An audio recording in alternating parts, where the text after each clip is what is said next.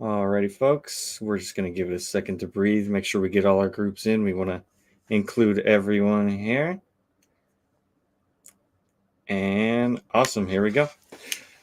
Welcome in to Orange and Blue View, OBV, your obvious choice for Saturday night viewing. My name is Dylan Von Arx, your host, and my co-host tonight, Lance Sanderson. Always great to have Lance on. I think we joked last time because we were being so negative here, quote unquote negative, that we were the blue and blue view. But hopefully tonight's conversation can spark a little more inspiration, we'll say. How are you doing, Lance? I'm doing good, Dylan. It's always great to join you, and as I always say, get different opinions on different shows, open up the conversation. Collaborative media environment makes everybody better. So it's always great to join you, man. I'm glad to join you here on a great Saturday evening. How are you, my friend? Doing great, man. Got off work early, hit the gym, a little tired. My new tattoo's kind of bothering me a little bit, getting itchy, but we're not going to let that stop us tonight. Dude, A&D ointment. A&D ointment is your friend. I'm telling you. For sure. Well, let's say hello to some of our lovely viewers here in the chat. We got Daniel Berry Sports Highlights. Hey, everyone. Happy Saturday. Hello, Daniel. Good to see you. We have a name that I don't believe I've seen before, Shiloh Heesh. Yeah, it's a new one last night, too. Love that. Awesome. Always good to have new people in. Love the topic. My pre-show picks are Riley Moss, Marvin Mims, Baron Browning, Jonas Griffith, and my guy, Lucas Kroll. Have a great show, fellas. And we might have some of those names coming up later, and some actually I didn't even think of. So good thought-provoking comments right off the bat. Yeah, absolutely. We have Monica Raposo. Hey, gang, desperate breakthrough play for me is Dulcich and Javante Williams. Yes, both guys, that injury bug, man. We'll definitely get to some of them here in a minute. And as always, Kevin Gray, Evening Lance, and Eric. Well, I'm a little smaller. I'm sending this video to Eric so fast. Just fooling around, Big mile high salute to Broncos country. Denver Broncos for life, MHH for life, Buckham with a B. Please don't demonetize us, YouTube.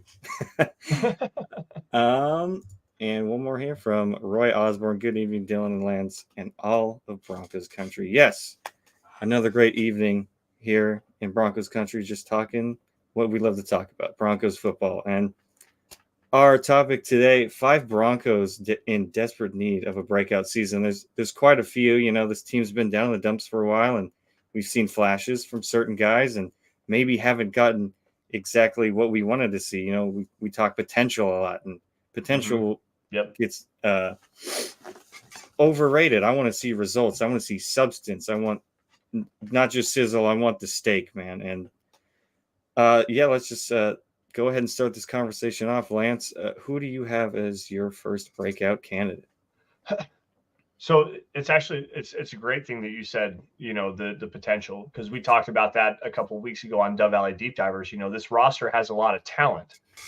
There are talented players here, but it's never come to the summation of the whole. Like, you've got individual pieces that are really good, but add them all together, does it actually work to create a quality roster? Right now, no. Like, this is not a great roster, but there are several players on this team that really need to have this good breakout season. And my first guy is Baron Browning,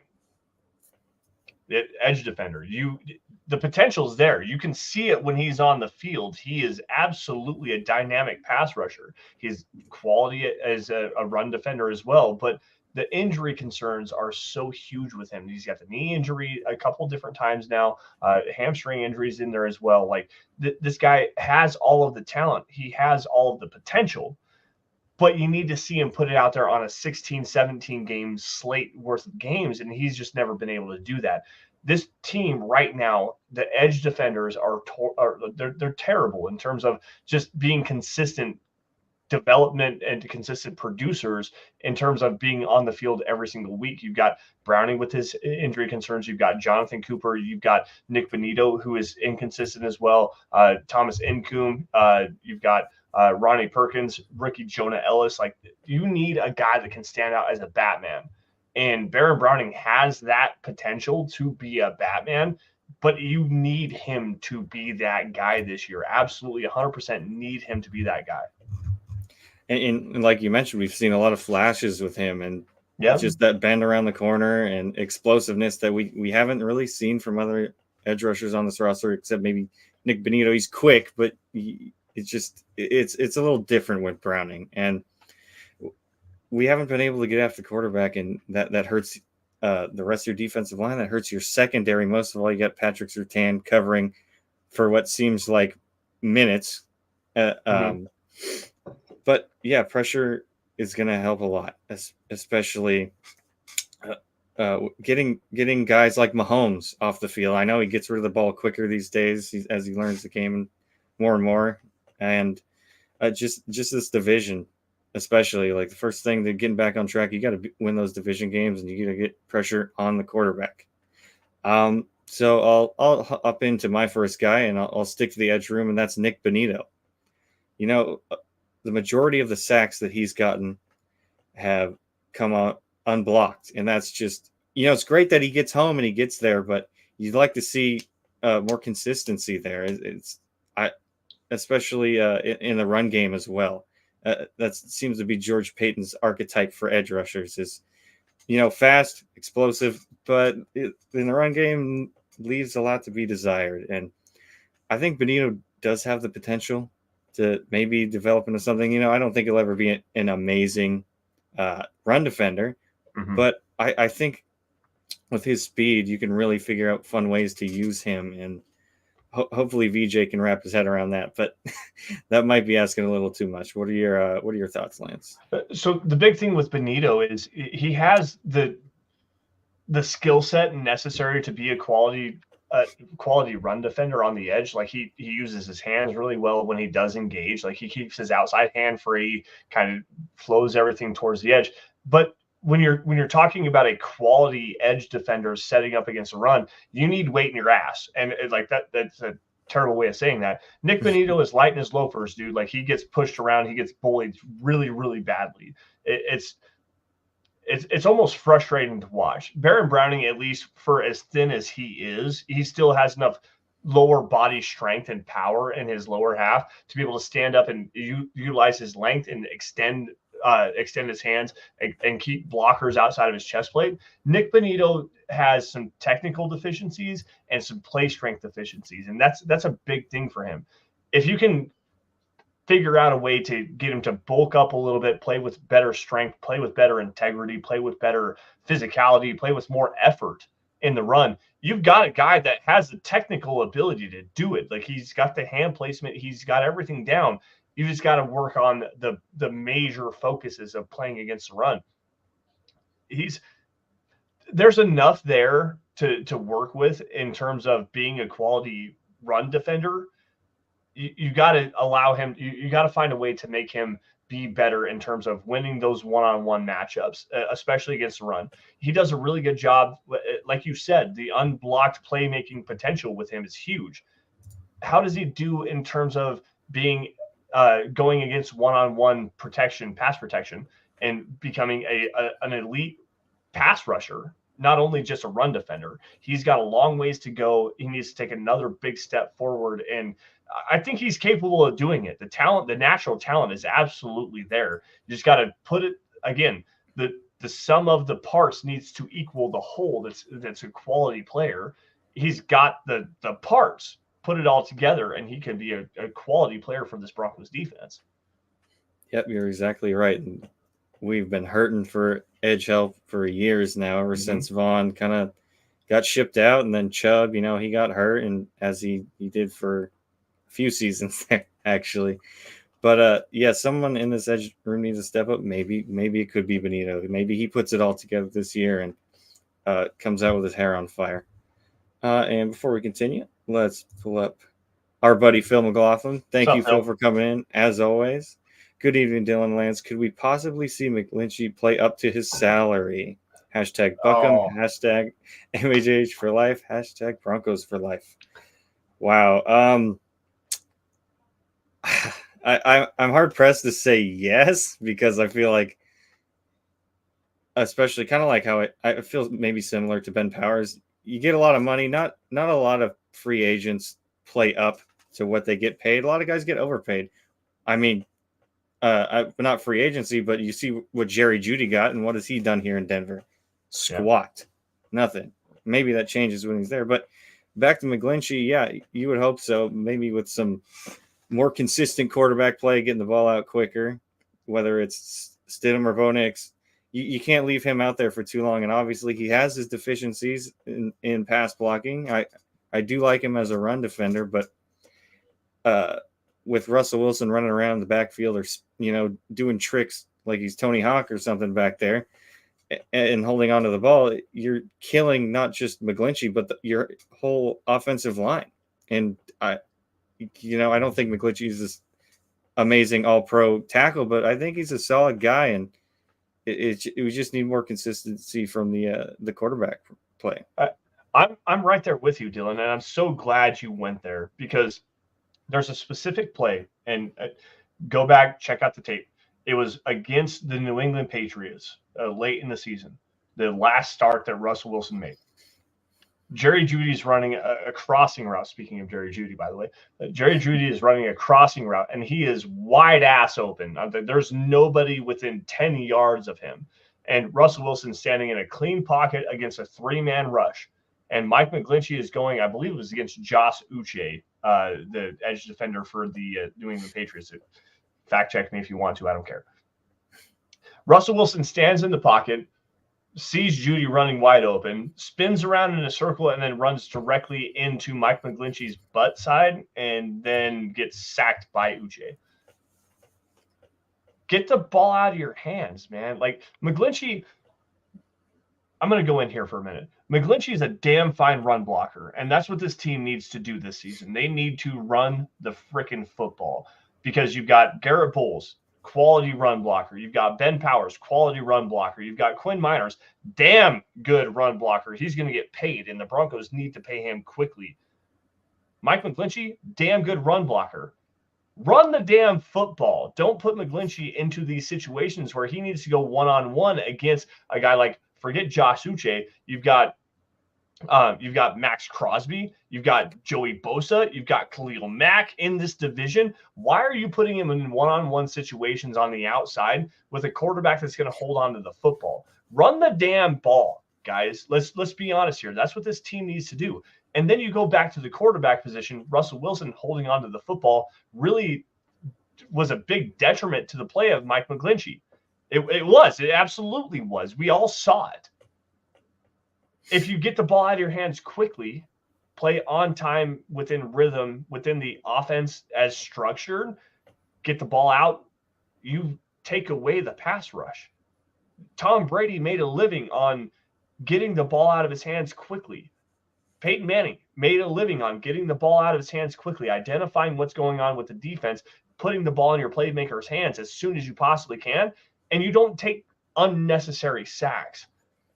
Like that's a big thing. Could we see McGlinchey pay up to his salary? Absolutely we can. They paid him as a top tier right tackle. Absolutely. $87.5 million. That's a lot of money to pay for a right tackle. But when you put him in a terrible situation, of course he's going to struggle. Put him in a good situation, he's probably going to excel, and he could play up to that salary. Yeah, and you saw that in San Francisco. He had Jimmy Garoppolo there, and obviously he's not some all-star quarterback, but he got the ball out. He played in time, in rhythm with that offense, and same with, I believe he was there with Purdy as well. Yep. So no, he wasn't there with Purdy. He was there with Nick Mullins, though. Mullins. Even that, Nick Mullins, like, come on. Let's be real here. Like, as long as we can get some more consistent play, we don't need an all-star out there, We're not, obviously, you mentioned like Tom Brady, Manning. We don't need that level of play, but if we could get just a little more consistency and run Peyton's system how we want to, we're not going to be putting McGlinchey in these terrible situations, and the rest of the offensive line for that matter. And I still cringe at that play you mentioned from New England. Christmas Eve, having to sit there with my family and watch that game and be like, we have a chance, especially after the start and whatnot. And then you have Russell Wilson just doing dumb crap like that. It's just not. It's just that's just what it is, man. And yeah, hopefully we'll be getting some better play from McGlinchey, and maybe he can play up to his contract for sure. I think you're going to see a big step forward from this offensive line, and that's actually kind of hard to. I don't want to say hard to say, but hard to quantify, because the offensive line last year was actually a quality unit. They were the number 3 run blocking unit in the NFL last year, according to ESPN's run block win rate. They were number 7 in pass block win rate as well. Just talking about winning your one-on-one battles. Yeah, the pressure was there, but it's not on the offensive line. Those guys are winning their battles one-on-one until 2.5 seconds. That's what pass block win rate is. Like they did their job for 2.5 seconds. You take these unnecessary sacks because you can't get the ball out of the quarterback's hands. That's not on the offensive line. That's on the quarterback, plain and simple. Yeah, and hopefully we see some better play just all around from the offense this year, and I think we will. At least some more consistency for sure. Okay, let's get into our next picks. I'll start off this time. And this might be one that everyone's kind of expecting, but this is what we need to talk about, and that's from our wide receiver room, Marvin Mims. Mm-hmm. You know, Peyton said in the presser after the season that Mims didn't get a lot of touches because Jerry Jeudy was playing the role that he was supposed to, and now that problem's out of the way. And steps Marvin Mims. Now he needs to expand his route tree. He can't just be the go ball guy, and we like his speed, and that's what we've been lacking in Denver for quite some time. But he can't just be running go routes and returning punts and kicks. Like if we traded up to draft him to be at the very least the number 2 guy on this team, and we need to see production from him. And if not, we have guys like Troy Franklin and other. I guess that's about it in terms of speed, unless you want to talk Jalen Virgil, but I don't love that necessarily. But yeah, he's going to get every opportunity to touch the ball this season on offense, and he needs to take the ball and run with it. I agree with you 100%. I actually have Marvin Mims as the third guy. It was Marvin Mims or Troy Franklin, one of those 2 guys, because I have a film piece up at milehighhuddle.com, guys. If you haven't checked that out, please do. I definitely appreciate that. Check out my film piece on Troy Franklin, what he brings to this Broncos offense. But it's very similar type of skill set: vertical, straight line speed, run after the catch ability, reliability in terms of their catching the football. While I knocked Troy Franklin in my piece, you dropped 3 balls in 4 games. It's a pretty bad look. But Marvin Mims is an elite straight line speed threat. And to me, I think that you need to utilize Franklin and Mims in conjunction. Like, you need to use those guys together, because when you look at a team like the Miami Dolphins, and I know this Sean Payton is not Mike McDaniel. They're from 2 completely different coaching spectrums, but they like to do a lot of the same things, utilizing the middle of the field. And if you can get Marvin Mims a better route tree, you can get Troy Franklin a better route runner, while a quality separator. Get those guys working horizontally. Forget the verticality of the offense for a minute, because everybody can take the top off. And anyone can run in a straight line going as fast as you can away from the football. Let's stretch the field horizontally. And this is where I come with the Mike McDaniel comparison, because when you've got a guy like Tyreek Hill, you got a guy like Jalen Waddle, those guys are super elite speed threats. Marvin Mims and Troy Franklin, they don't have that kind of speed, but there's plenty enough there to work with that you can utilize the field horizontally and open up these throwing windows and get the defense spread out enough that Bo Nix or Jarrett Stidham or Zach Wilson, whoever's going to be, Bo Nix is going to be the starter, by the way. But Bo Nix can work with that, operate within the timing, open up those throwing windows where you don't need to have him force tight window throws. Horizontally stretching the field works oftentimes better than vertically stretching the field, especially with a guy that doesn't have the best arm strength, the best arm talent. Bo Nix is going to eat with these guys because they have that ability. I do think that Marvin Mims is a big time player in this offense, and he needs to be that Brandon Cooks kind of a player. I think Troy Franklin needs to be the Deveray Henderson. Going back to those old New Orleans Saints games, Deveray Henderson was the vertical threat. You've got that guy that can really long stride, go out, big body, big contested catch kind of a guy. Deveray Henderson was that kind of a player. Marvin Mims needs to be Brandon Cooks, and utilizing him as a gadget player in motions, get him across the field, get him moving horizontally, because that opens up everything within this offense. Yeah, and that's a great point, stretching the field horizontally, because everyone just thinks, oh, stretching the field. Yeah, send your fastest guy down the field, open up the rest of the offense, but just get the ball in the dude's hands. Like, He can make plays. He's jittery. He can use his speed in more ways than just straight line speed. And like you mentioned, that could take a lot of pressure off of Bo Nix as well. Just get the ball out quick. Hey, here's my playmaker. I'm going to let him do his thing. And similar to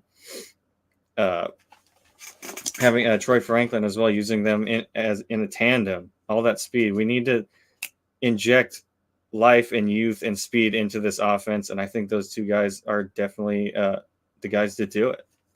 Yeah, I'm going to go into my third guy here, because this is another player that you absolutely need to have another big step forward, and it comes through the injury concerns. Greg Dulcich. You put Troy Franklin, Marvin Mims, and Greg Dulcich with his ability to run the seam as a vertical play-making threat. You have so many different ways right now to attack defenses, and Greg Dulcich needs to be a part of that. He's got to find a way to stay healthy, and unfortunately, his hamstrings are quite literally a wet piece of tissue paper. Like, I'm sure that wet tissue paper is actually stronger than his hamstrings right now, but get him healthy.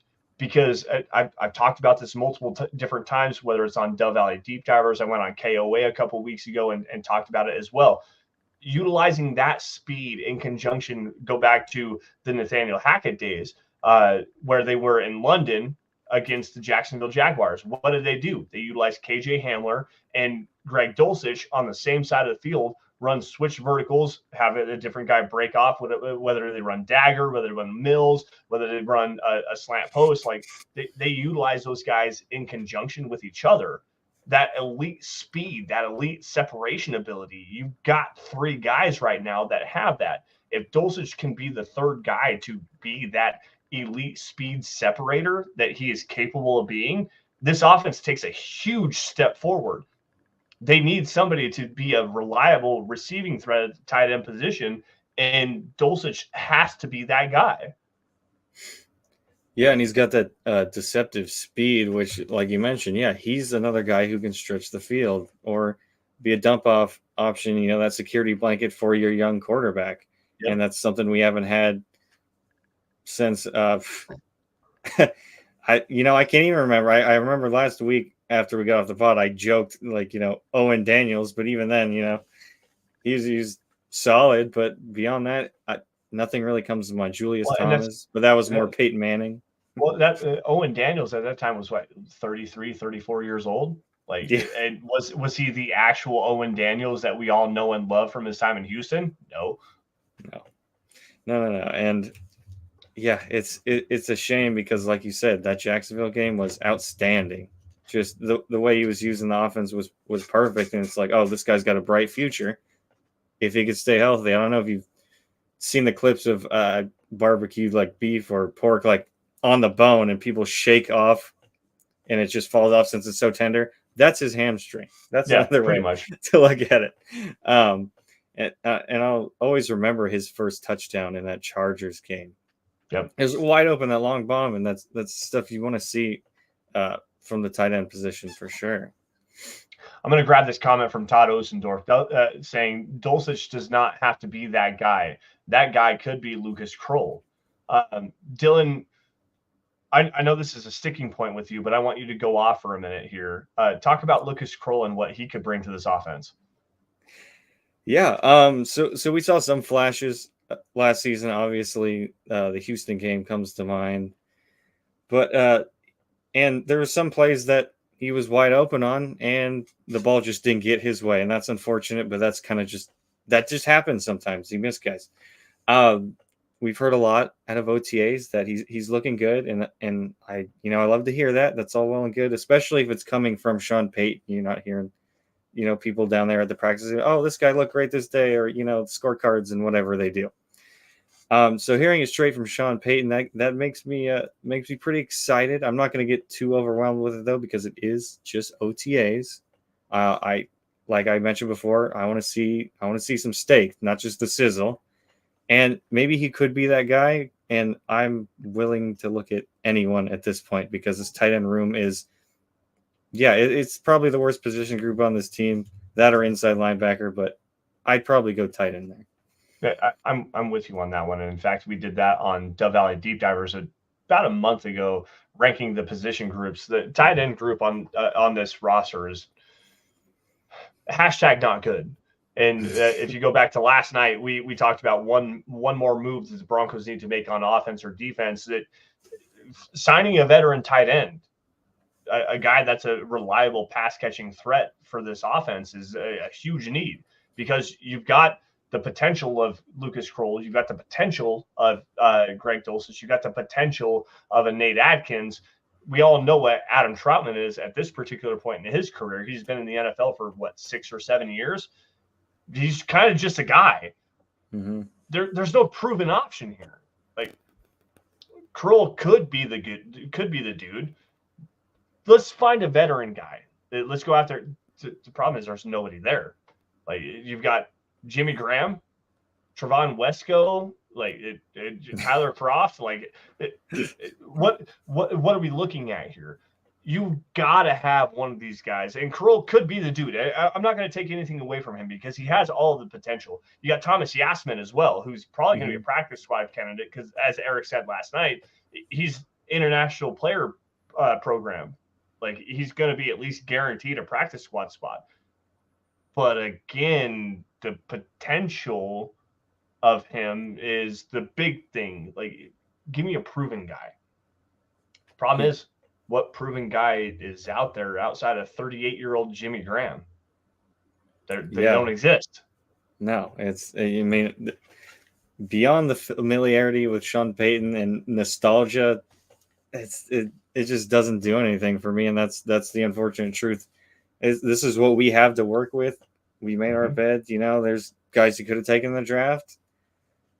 It's a shame, but this is what we're gonna have to work with, and hopefully, Kroll can be that guy, because I'm sick of not having a threat at the tight end position. Yeah. Who's your third guy? So I've got Baron Browning, Marvin Mims, or Troy Franklin, one of the two, and Greg Dulcich. Who's your third guy? So my third is gonna be Jaleel McLaughlin. I know I didn't mention it before when we were talking before, but I was looking over the roster again, and I'm like, man, he had some pretty explosive plays last season, and obviously there's problems with knowing where the ball is going when he's on the field. But when he did have that ball, he made some amazing plays, and that whoever ends up, I'm between Javante Williams and we have Audric Estime. We got those battering rams, and then we need that lightning bolt, that speed. And whether that's Blake Watson, whether that's Jaleel, I think Jaleel's got the most to prove, because myself included, has been talking up Blake Watson quite a bit. Yeah. And not necessarily forgetting about Jaleel, but he does a lot of the same things, and he's a little better in pass pro. So I think Jaleel is going to have to make hay on special teams and get his reps there, and that's how a lot of these guys are going to have to try to make the roster. And it'll be interesting to see with how it shifts with the new rules, what kind of guys they're putting out there for coverage or returning the ball. But back to Jaleel, we need that jitterbug running back. Like we had Philip Lindsay a couple of years ago, and obviously, didn't last long. He's a smaller guy taking hits like that. But we can find something similar, I think, in Jaleel McLaughlin. So I think the one big difference is that Jaleel McLaughlin is a hell of a lot better receiver than Philip Lindsay was, and it will ever be. But you brought up something interesting, and I never thought about this. because the kickoff rules and the new kickoff rules, having a player that can have first step quickness and burst and good vision is going to be a big time boost to your kickoff unit this year. McLaughlin's a sneaky option, quite honestly. He's got good enough hands, he can catch the ball. His vision is fine, but that first step burst and long speed that he brings to this team, that's a sneaky option here. I do appreciate that, because you've got Marvin Mims, and obviously winning, going to the Pro Bowl as a returner, as a punt returner this last season. Yeah, that's great. This kickoff unit rule is such an interesting conversation to me, because I don't necessarily know enough about these rules. I need to go back and watch a lot of XFL tape and try to see what it looks like. But I think Jaleel McLaughlin could be a sneaky guy as a kickoff returner, and when you got explosive playmaking ability like he does, that's fun. That's a fun conversation, dude. Yeah, especially our special teams was pretty good last season. Especially it was. Yeah. It was terrible the past however many years, and just to see some competency, man. Well, since Trenton Holiday, right? Trenton Holiday was the last really truly explosive punt returner this team has had. Like hell, it was so Trenton Holiday 2012, 2013, and then you went 7 years, I think it is what it was, before you had a punt return for a touchdown. That was Omar Bolden, by the way, against the Carolina Panthers in 2018, I think, was the last time. And then they got Marvin Mims to get one on a kickoff return. But this team has struggled to find a guy that could be an elite explosive return man. And given the new kickoff rules, Jaleel McLaughlin is a sneaky good option, man. Mm-hmm. And let us not forget, obviously, it was kind of a wonky play, but Jordan Norwood in the Super Bowl. Yeah, exactly. Yeah, that's the last great special teams play that I remember from this team, and obviously it was part of the Super Bowl, so it felt even better. And then longest punt return in Super Bowl history, at least to my memory. I think it got dethroned this past Super Bowl. Yeah, unfortunately, by the Chiefs. Who else? Yeah, of course. Yeah. I want to say a bad word here, really bad. I almost cussed, by the way. But, yeah, and then it's funny you talk about returns for touchdown. Mims had one in that Miami game, but it's so forgettable because of the atrocities that were committed that day. when he returned that kickoff, I believe the Broncos were down 45-14 or something like that. It didn't matter. It really did not matter. It was really good for Mims. That's awesome for him, but it's but in the grand scheme of things, not so great. Was the Miami Dolphins special teams unit actually trying? Because it didn't really look like it. Mims went untouched around the corner. No. Definitely not. Well, Lance, let's get to your next player. All right, so I'm going to go to the defensive side of the football here. And to me, this is probably the biggest one, the one that is the most important for this team to have success. You move on from Justin Simmons, a big-time leader in the locker room, a great player, top 3 safety in the NFL, at least in my opinion. And obviously the salary issues were there. You had to move on from him given the Russell Wilson situation. But you saw a guy last year take a big step forward. And I'm not saying that he's desperate in need of a breakout season, but this is probably my one guy that I think is going to have the biggest breakout season. That's PJ Locke, man.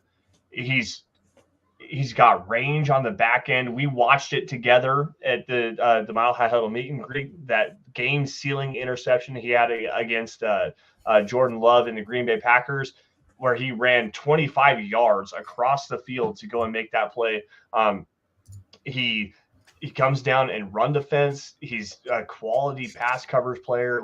This dude, to me, is on the verge of a big-time big time breakout season. And I think that for this defense to really take a next step forward, he's, well, at least remain competent like they were last year towards the end of the season. PJ Locke needs to be the guy this year. You can't rely on Brandon Jones because he's always been a rotational player, a third safety on the field. Caden Stearns can't stay healthy. We don't know what we have in JL Skinner at this particular point, and he's not a back end of the secondary player. He's a frontline player. He's a guy that drops down in the box in terms of a run supporter, and he plays closer to the football than back end rangy safety play. PJ Locke, to me, is a big-time breakout candidate for this defense, and quite honestly, he might be the most important player on this defense moving forward. And yes, I'm saying that over Patrick Surtain. I think PJ Locke is the most important player on this defense this season. Yeah, and I totally understand where you're coming from. PJ, we saw really good things from him last season, and now I'm greedy. I want to see even more. And, Me too. And quite frankly, the secondary needs it. Like you mentioned, you lose a leader in the locker room and the community. Justin Simmons, great safety. I know some people, safety's overvalued and whatnot, but in terms of keeping that team together, that defense together, he was the man. And someone's going to have to step up back there, and hopefully PJ Locke can do that. And like you mentioned, what's around him, not a lot of NFL experience from JL Skinner. Obviously, he didn't play much last year. He came in with an injury and then saw very minimal snaps, and he's not going to be out there, like you said, back. He's going to be a lot closer to the football. Yep. Caden Stearns, I don't trust him. He can't stay healthy. Sorry. I see Todd says Caden Stearns is better. Better than what? Because his best play, similar to Brandon Jones, came when Justin Simmons and Kareem Jackson were also on the field. He was like the third safety most of the time. So, and then when he finally gets his chance to start, and maybe we talk potential all the time, he gets hurt, and then he gets hurt again, and it sucks. But because you saw again potential there, but I can't trust him. I can't say right now that he's better than PJ or even Brandon Jones for that matter.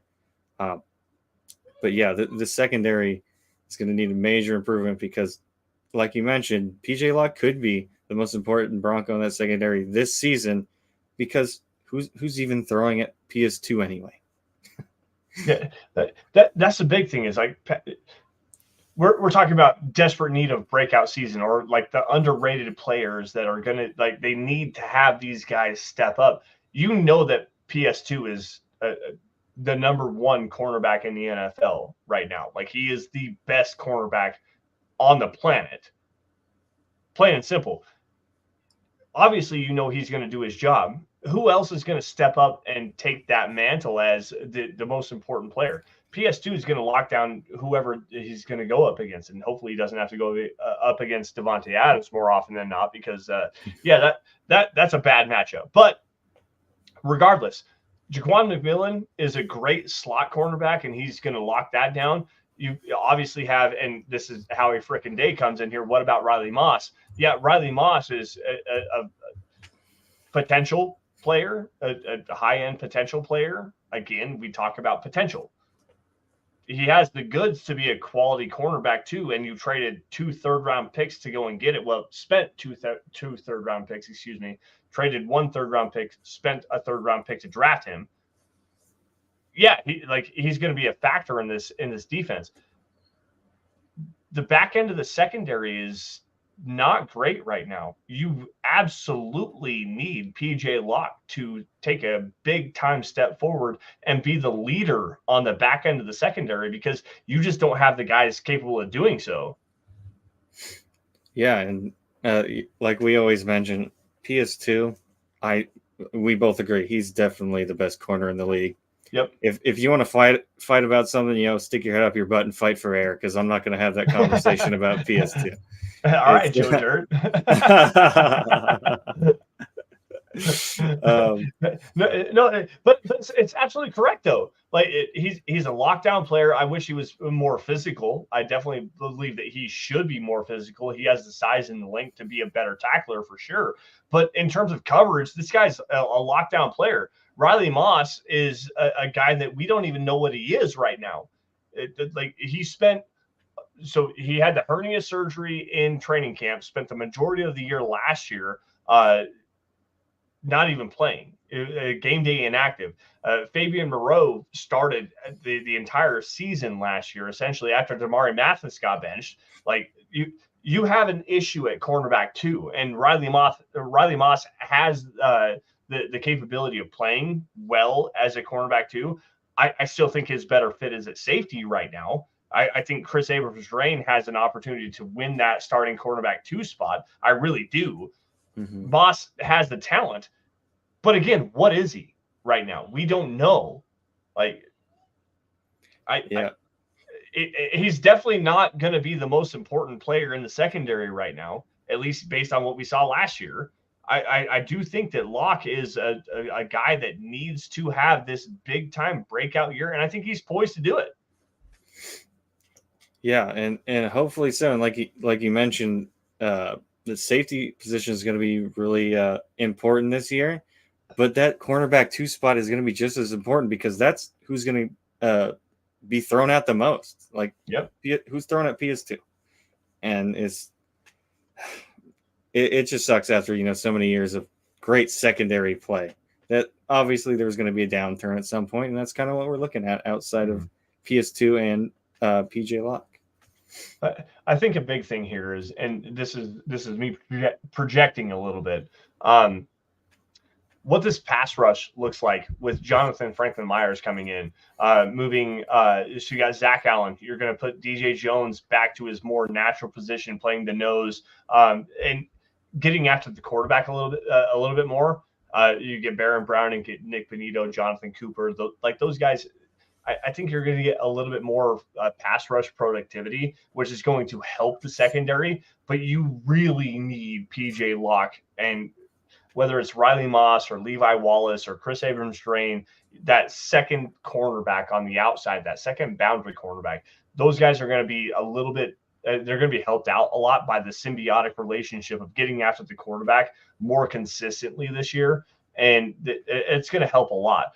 But you can't overestimate the loss of Justin Simmons for this defense. You can't overestimate the loss of Josie Jewell.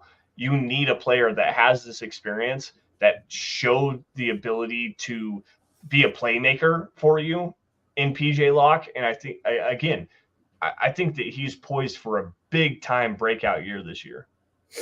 Yeah, and this is something I bring up, it feels like almost every show when it comes to talking about PS2. That defensive line, that didn't help him any. And let's put Sauce Gardner on the back end of this defensive line, or the back last year's defensive line. What does he look like? Probably not as good. Probably no, definitely not. Alrighty, let's we have Howie after his comment sending some stars. Thank you so much, Howie. It's always good to see you in the chat, man. Always appreciate it. And what was that 4 that we did? Are we on 5 now? Let's see. Yeah, so I'm on 4. You need to give your 4th. 4th, that's right. Okay.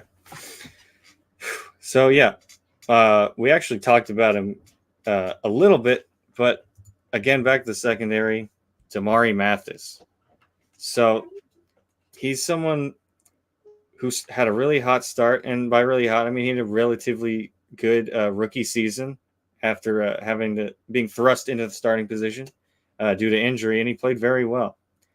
But then comes that dreaded sophomore slump, and we saw that he fell off pretty quick, actually, which was rough to see because it's like, that first season's like, we got PS2, and then potentially we have our number 2 guy already, and just plug and play. Our secondary is going to be fine, but it turns out that maybe it was just a little smoke there. Like we don't.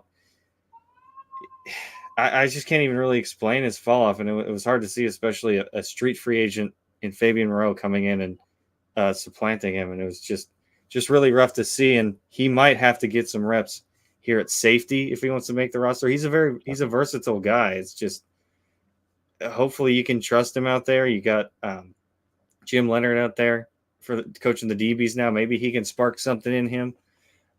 Or he's going to have to, and again, this goes back to special teams. I'm not quite sure what kind of bodies we're going to see out there, but he might have to show up there on special teams depending on what coverage looks like. So I think the big thing with Damari Mathis in the fall off is the stickiness in his hips, like the hip fluidity that he showed coming out of Pittsburgh a handful of years ago was a big detriment to his play, and that was a big reason why he fell. He was able to work with that last season, playing closer to the football. This last year, when you're playing off as much as the Broncos did, especially on the outside, which was a difference for Vance Joseph. Like playing Damari Mathis off the football was a big time problem for him because he needs to get his hands on wide receivers immediately, because that slow down the jam, the press, that technique that he has is definitely there, but the lack of ability to turn his hips and run is a big problem for him. We saw that a lot last year. Then he couldn't keep up with anybody. There were some penalty issues in there as well. Like Mathis has a lot of detriments to his game that you need to identify how to work with him the best way possible, putting him in press coverage, getting his hands on receivers right at the snap helps him to be able to turn his hips and run. I want to see him break that chain, because I was a big fan of him. He's a physical player. He loves to use the length that he has, the physicality that he has. But when you put him off the ball, he just doesn't have the athleticism enough to play at the NFL level. And that's a big problem for him. Yeah, and it just goes back to all these secondary problems. We don't know fully what we have at safety. We don't know what we have at corner. And he's probably a guy who's going to get lost in the shuffle if he doesn't show up in training camp, especially with, hey, here comes your replacement. We just drafted him, Chris Abrams-Drain. Yep. And then, even when they went and got Riley Moss, same thing, obviously hasn't played, but that should signal to you, hey, get up and wake up. You are going to get kicked off this team if you can't perform. And like I said, maybe he could stick at safety, but it's hard to say. I just don't know where to put him if he's not a corner, Well, and that's the big thing, is the position versatility with Mathis. Is you can play him on the outside, you can drop him back as a safety if you want to. He's not a player that you can slide inside, and he's not scheme versatile either. Like he's a press man coverage cornerback, plain and simple. That's all there is to it. And Vance Joseph likes to play press 2-man, cover 3, a lot of stuff like that. If he's lined up off the football, that's the big issue with him. And last year, Vance Joseph tried to play a lot more off cover 3. It's a major issue. You got a guy in Chris Abrams-Drain who is fluid in his lower half. He's a quality tackler. He's thin for sure, and he's added more bulk, but he can play press man. He can play off man. He can play cover 3. He can play cover 4. He can play cover 2 if you need him to, and drop him down to the box if you need to. He can play in the slot. You got a more position versatile player in Chris Abrams-Drain than Damari Mathis has ever been. That's a problem here. I would love for nothing more than Damari Mathis to become a quality cornerback 2, maybe even cornerback 4, because cornerback 3 is your slot guy. But a quality player on the boundary, I think he has the goods to do it. You just got to put him in the right situation. Yeah, definitely. And secondary, it's going to be a problem until it isn't, especially the cornerback spot. Yep. We got Howie freaking Day jumping in once again. Thank you so much, Howie. How much will the upgrades to the D-line help the whole defense this year?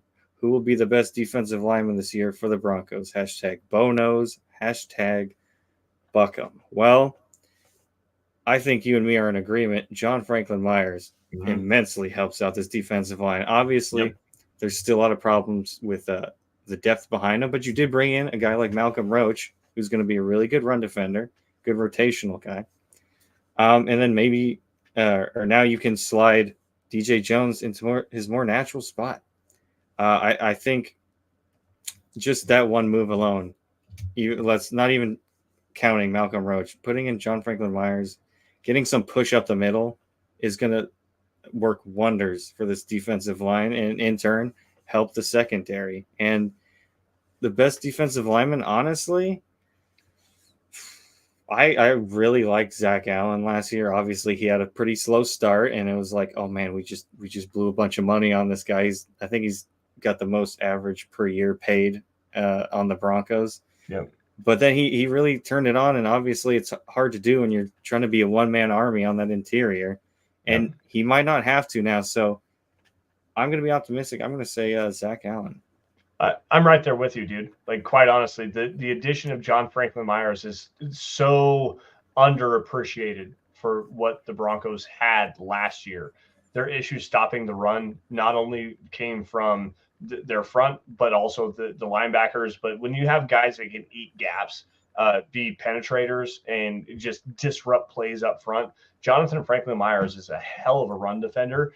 But you also bring into the aspect of the situation, getting after the quarterback. Jonathan Franklin Myers, I think, was like top 10 in interior pass rush snaps in terms of pressure. Like this guy knows how to get after the quarterback. That opens up a lot for Zack Allen, who I think is a more talented player. He just has to have the right guy to help take the pressure off of him. Zack Allen, to me, this year is going to be a huge player for this Broncos defense.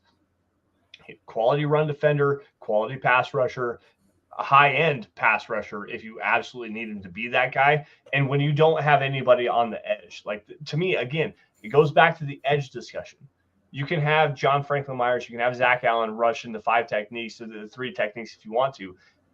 Get DJ Jones on the nose, which is a better aspect for him in terms of rushing the passer. Sure. You got to have edge defenders to be able to really create that arc, and then your pass rush pushing the middle of the pocket. John Franklin Myers, biggest addition for this team this last season. Zack Allen, the biggest beneficiary of that move, and he's going to have a huge season this year. Watch him get 8.5, 9, 10 sacks this year. So like 10 sack season for Zack Allen, definitely possible. Definitely. And thank you so much, Howard, for that. That was a really good, thought-provoking question. And this is a unit that's probably the most improved this offseason, I would say. No question. Yeah. All right. Well, let's get to our 5th ones real quick. We're running pretty low on time here. I'll just throw out mine here really quick. Javante Williams. Obviously, down year last year, injury.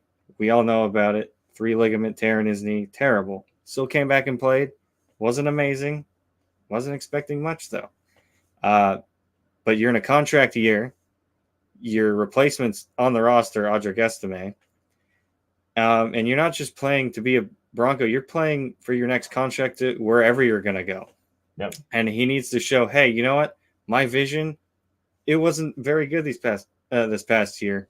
I can improve on that, or even although it's a hard thing to improve on, but and show that he still does have that explosiveness, which is going to be pretty hard to do, especially like I mentioned with that knee injury.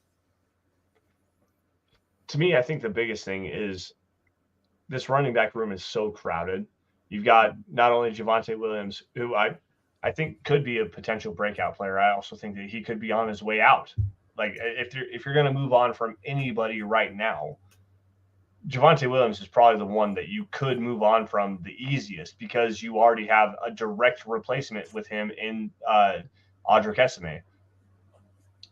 I'm curious, though, as to what happens with Samaje Perine, because you saved $3 million on the salary cap by cutting him, burn $1.5 million in dead money, but he's also the most well-rounded running back that you have in terms of running between the tackles, pass protection, receiving ability out of the backfield. Like, Javante Williams is a quality pass protector. He's a damn fine runner of the football if you can see what's going on in front of him.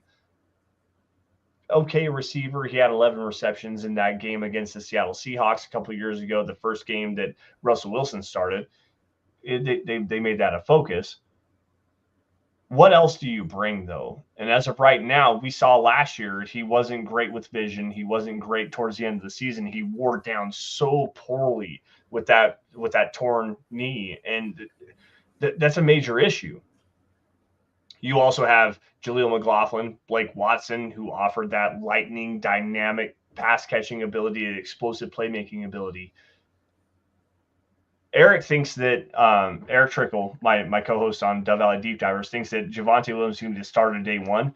I don't necessarily agree with that logic. I think that if you were going to move on from any running back right now, Williams makes the most sense because he's the easiest to replace in terms of what you have on the roster right now. So if he does win the starting job, he needs to have that breakout season because, like you said, rookie year or rookie contract running out, contract year, he's got to play for 31 other rosters right now. And he has the goods to do it for sure. He's an explosive, dynamic playmaker. Can he prove it consistently? Definitely, yeah. He literally has to take the ball and run with it this season. Yep. Quite literally has to take the ball and run with it. That's his job.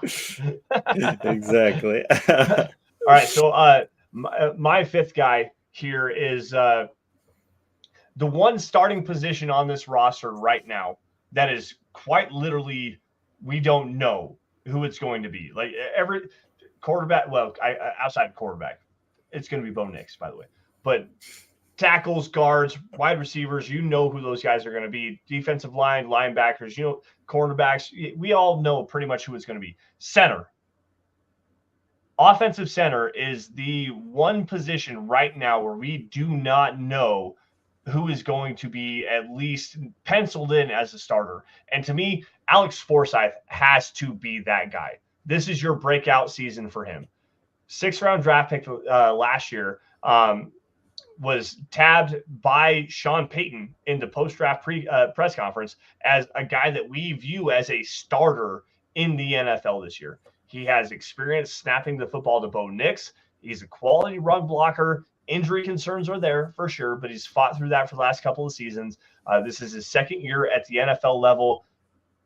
You need to see this guy take a big step forward because Luke Wattenberg, while he's fine at guard as a backup kind of rotational player, he's okay. His center snaps in the last couple of years were terrible. Sam Mustipher was a starting center in this league for the Chicago Bears, the worst starting center graded by Pro Football Focus over the last 2 years, Sam Mustipher. Alex Forsyth, you need this guy to step up and have a breakout year 100% to keep the continuity along the offensive line. And I know that sounds crazy because he didn't start last year. Obviously, we lost Lloyd Cushenberry, but Garrett Bowles, Ben Powers, Quinn Miners all played over 1,000 snaps last year. Mike McGlinchey played 900 snaps last year. You've got to have a guy that can come in and be a consistent quality level starter at the center position this year. I think Forsyth is the guy. Yeah, especially with a rookie quarterback. You can't have some random Joe off the street snapping to your rookie quarterback. And obviously he has some history with Bo Nix, so maybe that gives him a leg up. Hopefully it does, because like you mentioned, you got Forsyth, and then you look around and, oh yeah, no one. Like, it's just, and there's no better options out there unless you're going to trade for someone, but I don't know who that would be. And yeah, you need to keep continuity of this offensive line. Like you mentioned, center is going to be that one spot where it's like, what do we got here? We need to see something, because that could break your line, especially with interior defenders like Wilkins coming in and Chris Jones. Like that's a scary thought. But yeah, hopefully Forsyth can step up and be that guy. Obviously, George Payton seemed to have a lot of confidence in him. So yeah, let's hope that pans out, because the rest of the offensive line I'm pretty happy with. I'm fine with it. And quite honestly, I think that the big thing here is, again, going to the strengths of this offensive line. I mentioned it a little bit ago with the Mike McGlinchey conversation and him playing up to his contract. What does he do best? He's a road grader. He's a run blocker. Quinn Miners is a goddamn good run blocker. He's fine in pass protection too. He's going to be paid as a top 3 guard in the NFL here soon.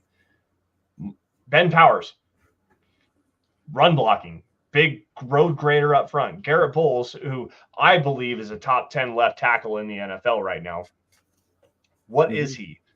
Mean, aggressive, nasty-ass road grader as a run blocker. Run the goddamn football this year, Sean Payton. Focus on that. The best tool that you can give a young quarterback in terms of helping them develop success at the NFL level is offering them a quality running attack. Run the football. Play action opens up the passing game, and Sean Payton likes to run a lot of play action. Run the goddamn football. Open up everything on the back end. Create your linebacker flow towards the line of scrimmage. Speed horizontally with Marvin Mims, Troy Franklin. The path to success for this Broncos offense is definitely right there. You just got to understand it and find a way to utilize it correctly. And this team can actually have success offensively this year. Alex Forsyth, hopefully you can step up and be up to the task, and I expect you to do so. That's exactly right, Lance. And, well, looks like we come up on time, folks. Went by pretty quick. I think me and Lance bounced off each other pretty good. Always keep the conversation going.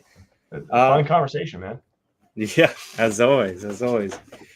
So this has been Orange and Blue View. Thank you guys so much for showing up and just letting us talk to you for an hour or so. We appreciate it so much.